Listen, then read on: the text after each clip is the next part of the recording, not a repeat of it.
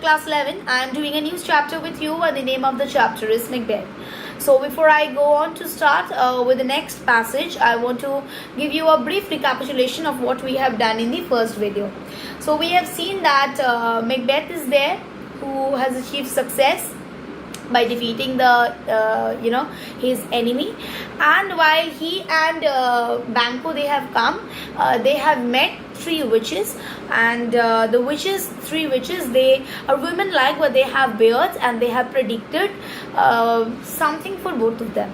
So for Macbeth, they have already greeted him with the Thane of Glamis, Cawdor, and also predicted him that he is going to become the King of Scotland. Whereas for Banquo, they have said you may not be so happy, yet happier. May not be so very, you may not achieve so many things as Macbeth, but maybe something more than that. Your successors are going to become the king. So after they went, and when the king's people have come and bestowed and or told Macbeth that he's already won the title, which the witches have already predicted, he was very happy because he now knew that maybe the third prediction, the third prophecy, maybe that is going to come true. So he has told his wife, is extremely ambitious, and she is a driving force behind Macbeth, and like Macbeth lacks confidence, she is the one who is provoking him. And we also come to know that Duncan had come to Inverness, that is the castle of Macbeth, where he is very happy with the hospitality of the hostess, that is the Lady Macbeth. Now I start with the next paragraph from page number 44. Tired of his long journey, the king went early to bed. It was the middle of the night. Now over half the world's nature seemed dead, wicked. Dreams abuse sleeping men's mind, and none but the wolf or the murderer is out for hunt. This was the time when Lady Macbeth woke up to plot the murder of the king. So after a long journey, Duncan had already gone to sleep. It's the dark hour of the night when only the evil creatures come. This is the time when Lady Macbeth had plotted the plan to murder Duncan. Okay.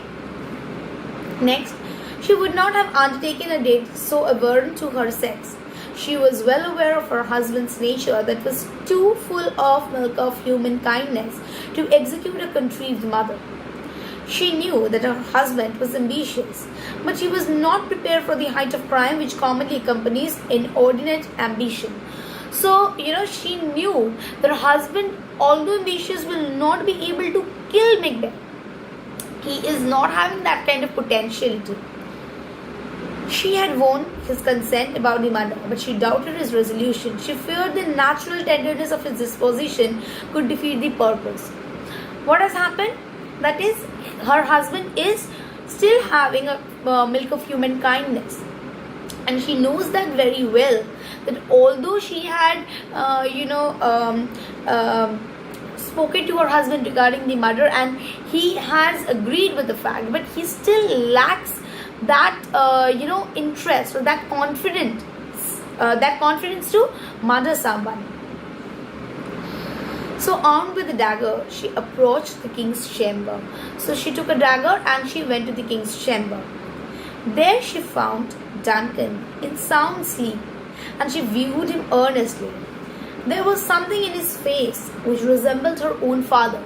So when she went there, she could see something in his face which resembled her own father.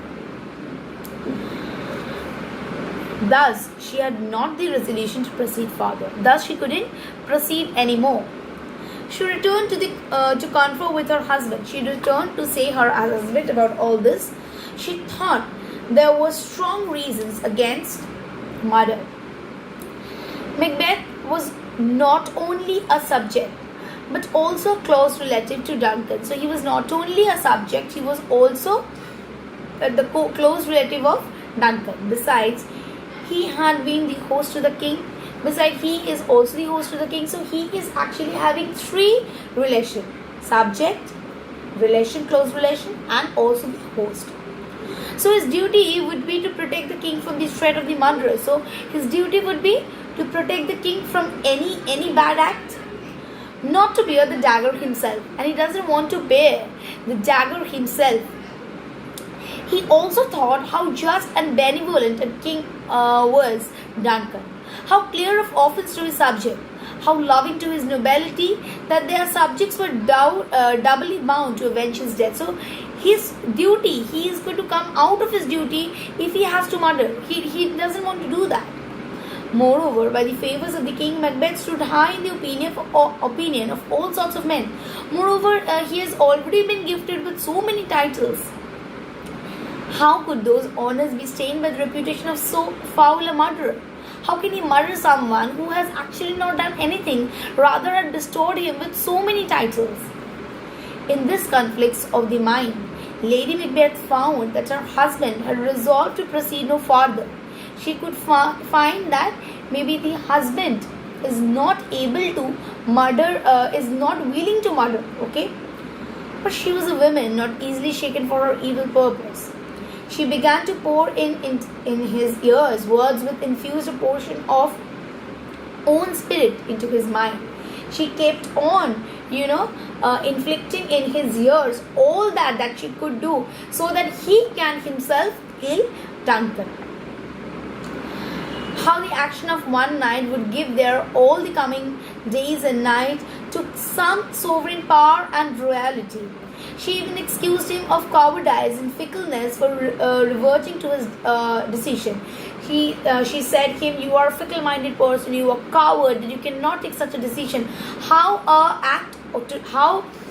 the act that they are going to take today, that particular day, is going to keep them well for very several nights that are about to come. They're going to be the king."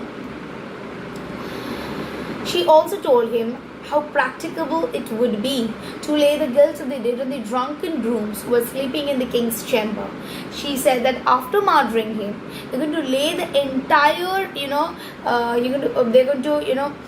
lay the guilt to them who are actually sleeping. So Macbeth took the dagger he was convinced in his hand and softly stole into the dark to the room where Duncan slept. As he advanced towards the bedchamber, he visualized another dagger hanging in the air with the handle pointed towards him. So as he went there, he could visualize, means he has already started hallucinating, okay? And there were drops of blood on the tip and blade of the dagger, and he could hallucinate the drops of blood in the dagger and also the tip of the dagger. Macbeth tried to grasp the dagger, but it faded into the air. It was only a phantasm created from his hot and oppressed brain for his business he had in the hand. He could understand all this has happened because of his hallucination, because he was about to do an act which he did not want to. He was about to kill a person who actually did nothing, but he was related to that person in so many different ways. So I'm going to end the video here, and I'm going to do the next portion in my next video. Hope you're enjoying the lesson, and please keep on studying Macbeth from your rapid book. Thank you.